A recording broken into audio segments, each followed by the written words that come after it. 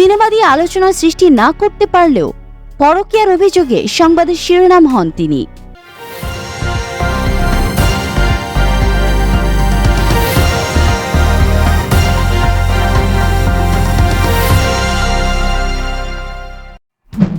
উর্ফি জাভেদ অদ্ভুত ও উদ্ভট সব পোশাক পরে সবসময় নেটিজেনদের আলোচনায় থাকেন তিনি। ফুল, ফল, বেলুন, দড়ি সবকিছু দিয়ে পোশাক তৈরি করেন উর্ফি। তার আকর্ষণীয় চেহারা নিয়েও আলোচনায় থাকেন তিনি। সেই উর্ফি এবার পড়লেন মহাবিপাকে। ঘুম থেকে উঠেই উর্ফি দেখেন তার চোখ, মুখ, ঠোঁট ফুলে গিয়েছে। মুখ বেঁকে গিয়ে উর্ফিকে চেনা দেয়। ইনস্টাগ্রামে ছবি দিয়ে লম্বা পোস্ট করেছেন উর্ফি। সেই পোস্টে তিনি লিখেছেন, অনেকেই আমার এমন চেহারা দেখে মনে করছেন আমি নাকি আসলে ফিলার্স ব্যবহার করেছি, কিন্তু সেটা নয়, আমার অ্যালার্জি হয়েছে। ঠোঁট ও চোখে প্রচণ্ড ব্যথা। যত দিন এগোচ্ছে সমস্যা যেন আরো বাড়ছে। এটা ফিলার্স নয়, এটা অ্যালার্জি।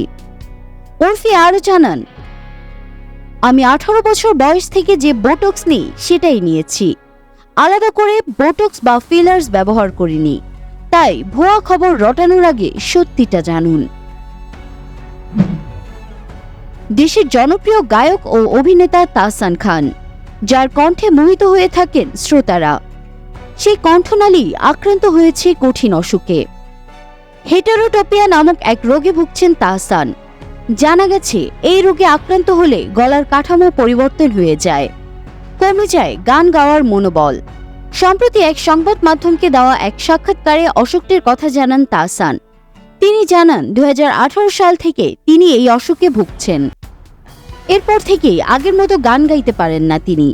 এ সময় ভক্ত ও শ্রোতাদের উদ্দেশ্যে তাহসান বলেন, ভবিষ্যতে যদি আমার কনসার্ট কমে যায় অথবা আমার লাইভে গান গাওয়া কমে যায়, তাহলে মনে করবেন আমার এই সমস্যাটার কারণেই আমি আর গাইতে পারছি না।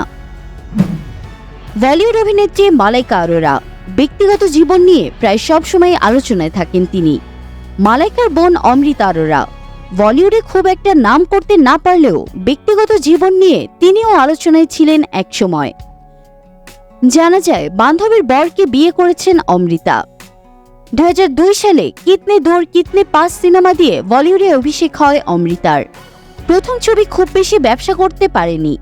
সিনেমা দিয়ে আলোচনার সৃষ্টি না করতে পারলেও পরকীয়ার অভিযোগে সংবাদের শিরোনাম হন তিনি। অমৃতার বান্ধবী নিশা রানার স্বামী শাকিল লাদাকের সাথে পরকীয়ায় জড়িয়ে পড়েন অমৃতা। 2006 সাল নাগাদ বন্ধুর স্বামী শাকিলের সঙ্গে ঘনিষ্ঠতা বাড়ে অমৃতার। সেই সময় শাকিল এবং নিশার সংসারে অশান্তি শুরু হয়। নিশার সঙ্গে সংসারে ফাটল ধরার পর শাকিলের স্ত্রী দাবি করেন, অমৃতার সঙ্গে স্বামীর সম্পর্কের কারণেই তাদের সংসার ভেঙে গেছে। অবশেষে 2008 সালে নিশার সাথে বিবাহ বিচ্ছেদ হয় শাকিলের। বিচ্ছেদের পরের বছরই অমৃতার গলায় মালা দেন তিনি।